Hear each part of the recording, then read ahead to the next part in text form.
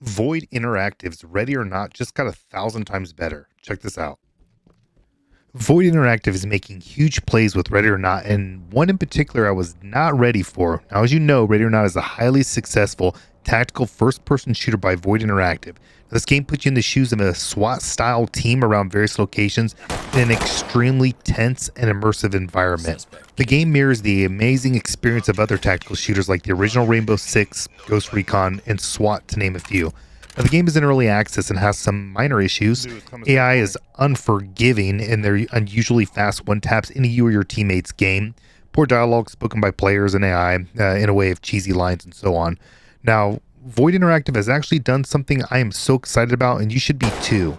We've already seen a number of small complaints get addressed, and I can say with 100% certainty, when communities take off with the mod tools, and that's what this video is about, it not only adds incredible replay value, but also can be single-handedly the driver for the type of experience players never knew they needed.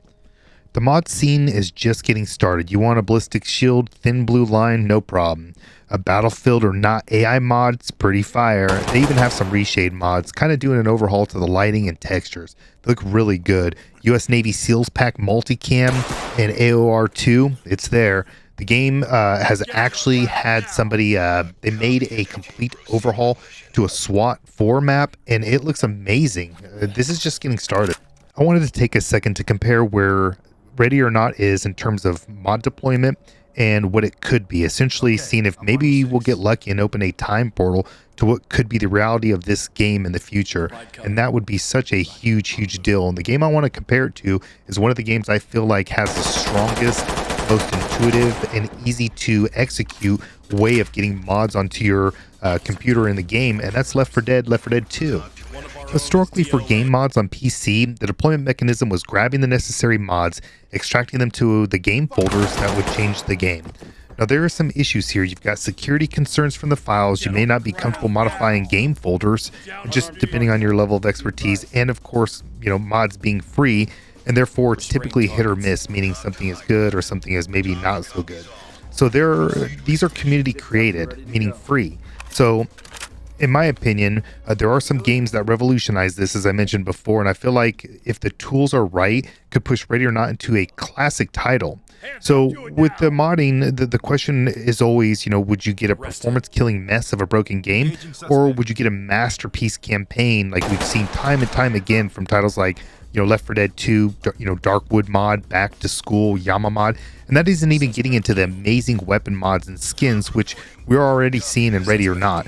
I want to stress that these are free. Now, we've seen many mods that absolutely destroy AAA games in terms of fun and qualities, and again, if they're free, you can forget the ridiculous microtransactions or $20 a skin, which is just insanity. Look how Left 4 Dead 2 implemented it. Within the game, you have the workshop, and in the workshop, you can sort by campaign, skins, weapons, items, sounds, scripts, UI, so on, models and textures, really.